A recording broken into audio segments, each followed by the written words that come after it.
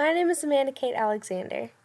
I am an instructional designer with Access Virtual Learning in Tuscaloosa and a former English teacher. When I was teaching, I wanted to find a way to make my job as easy as possible. There's so many different stressors when it comes to being a teacher, and a new teacher trying to write lesson plans on top of that can be very difficult. I wish that I had decided to embrace AI for all that it could be instead of trying to steer clear of it in the hopes that my students wouldn't pick up on it any faster. Because of this, I chose to present on the impact of artificial intelligence on instructional design.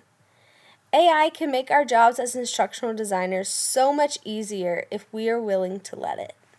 What better place to start than with Can ChatGPT pass graduate-level instructional design assignments?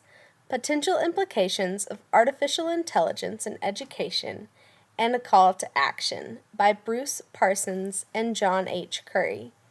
This research focuses on what ChatGPT can and cannot provide as far as needs analyses. See here 2 examples of ChatGPT providing needs analyses, and 1 example where ChatGPT cannot provide an example, so it apologizes and then directs you somewhere that you can find APA citations.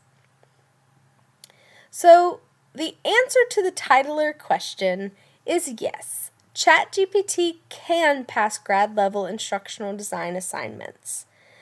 The paper does conclude by saying that basically AI will do to education in the future what Internet did to education decades ago. Improve it and allow for it to grow into our future. The desire to incorporate AI into instructional design spans all across the world. Artificial Intelligence for Learning Analytics and Instructional Design Steps, an Overview of Solutions, is a Russian research document that touches on the connection among learning analytics, instructional design models, and research and development. This is in Russian, so I can't fully tell you everything that they touch on, but their goal is to connect these 3 items, and from what I understand, they do a pretty good job. That's from the abstract and reading some other reviews about it. Empowering Education with Generative Artificial Intelligence Tools, Approach with an Instructional Design Matrix by Ruiz Rojas, Acosta Vargas, De Moretta Lovett, and Gonzalez Rodriguez. If I butchered those, I'm so sorry. I tried. Provides several graphics that depict neutral networks with keywords, phases of methodology, ID matrices, and phases, popularity of different AI tools, surveys, and top questions. These are really good graphics, and I fully encourage you to find this article and just kind of, if you don't want to read it, at least look at the graphics. Artificial intelligence can either make or break instructional design. If an instructional designer chooses to use AI as a tool, he or she can create an engaging and effective lesson.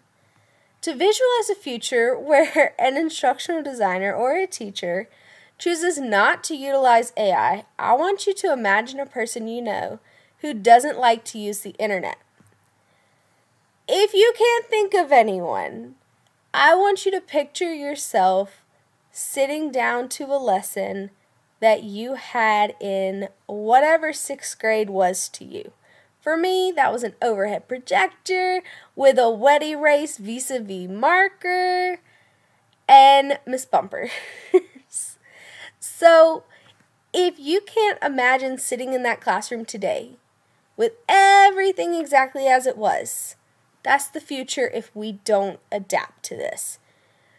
That is people thinking of someone who doesn't like the internet and immediately getting irritated. Like, how can you live today and not be on board with the internet? It is everywhere. It's how we learn. It's how we are actively learning right now. AI can do so much, and it's being accepted all over the world, and who knows, maybe even space. I don't know what they do up there. So learning it now will only help us in the future. We do not want to be that person who can't figure out how to operate an iPhone. So let's go ahead and learn while we can, evolve, adapt, be flexible, and allow artificial intelligence to influence, inspire, and empower us as instructional designers.